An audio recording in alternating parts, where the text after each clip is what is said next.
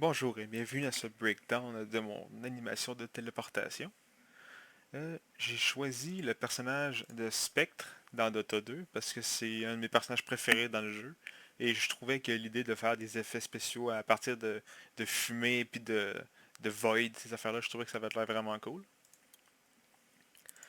Mes systèmes sont faits à partir de trois systèmes que j'ai séparés pour éviter d'avoir des problèmes au niveau de la transparence de certains effets quand ils marchaient un par-dessus l'autre. Le premier système, c'est le portail noir, c'est lui qui a la majorité des effets ensemble. J'ai un émetteur, deux émetteurs qui bougent pas de gravité, qui sont en fait le ring au milieu et la fumée qui sort du sol.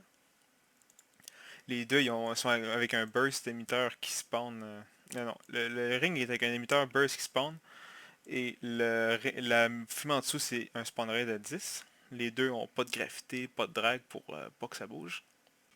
Le matériau de l'anneau à terre, c'est le matériau le plus complexe. Pour avoir un effet qui allait dans les quatre directions en même temps, j'ai fait une déformation avec un noise, avec un panner, que j'ai fait quatre fois, que j'ai changé la direction, une direction différente dans le panner pour chaque, multiplié ensemble. Dans un lerp, les couleurs sont arrangées avec des contrast preserve color. J'utilise ma texture comme alpha par-dessus le lerp pour regagner la forme de ce que je voulais, avec un gradient pour corriger l'alpha. Puis l'alpha est aussi modifié avec un dynamic parameter dans le système pour pouvoir modifier séparément l'opacité, l'apparence globale de mon anneau et aussi animer l'opacité pour la faire apparaître disparaître.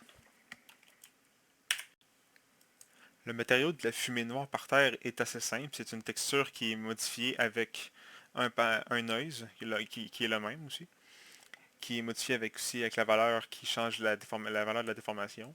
Un radial pour faire le rond et donner la forme ronde de l'objet. Puis l'opacité et l'apparence est modifiée et calculée avec un particle color.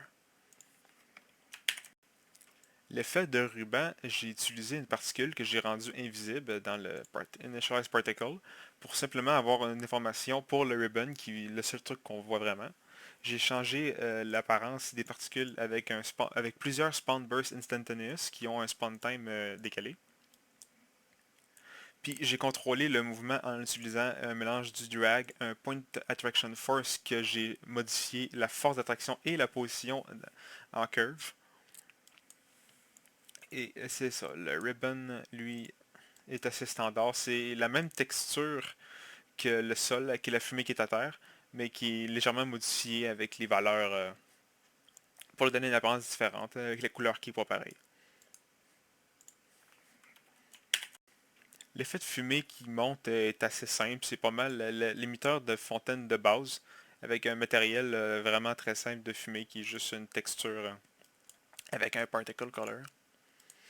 Le spawn rate a été fait avec une curve pour que la vitesse qui spawn, pour donner un effet de progression, que ça commence qu'il n'y en a pas beaucoup qui spawn, et que de plus en plus jusqu'à ce que ça atteigne la fin où est-ce que ça fait vraiment une explosion et que ça redescend très très vite après. Le deuxième système, il contient les deux émetteurs qui rendent un mesh.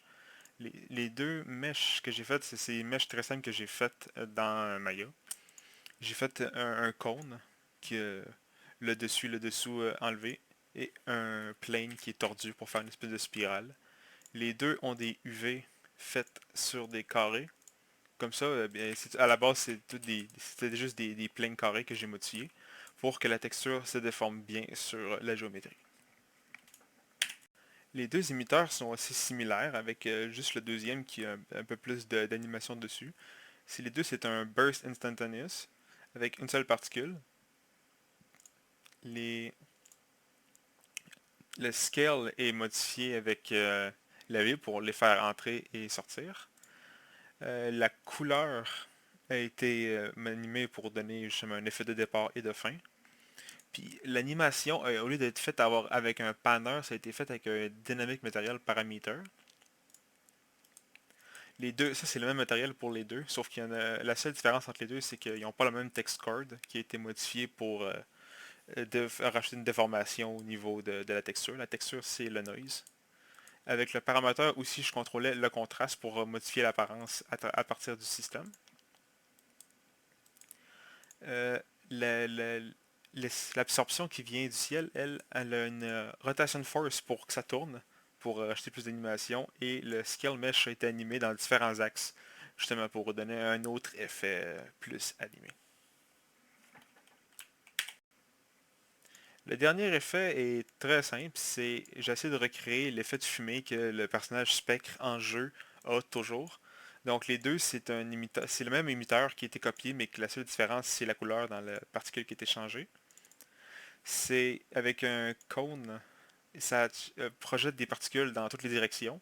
Ils ont une très faible vélocité et avec un fort drag juste pour vraiment qu'ils apparaissent et qu'ils bougent tranquillement.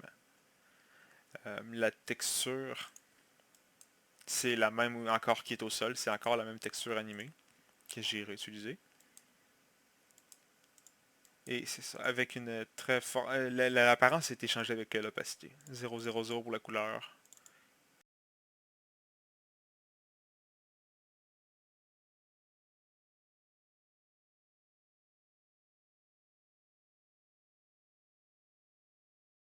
Ça conclut ce breakdown assez abrégé. J'ai fait un autre breakdown beaucoup plus long où je vais beaucoup plus en détail sur toutes les éléments, tous les émetteurs, tous les matériaux que j'ai faits. Ça dure une demi-heure, donc c'est pour ça que j'ai refait un deuxième breakdown plus court. Fait que si vous voulez voir plus en détail vraiment chaque ligne de détail, chaque matériel, comment ils sont faits, j'ai le deuxième breakdown aussi qui a été fait, qui devrait être en lien dans la description. Merci.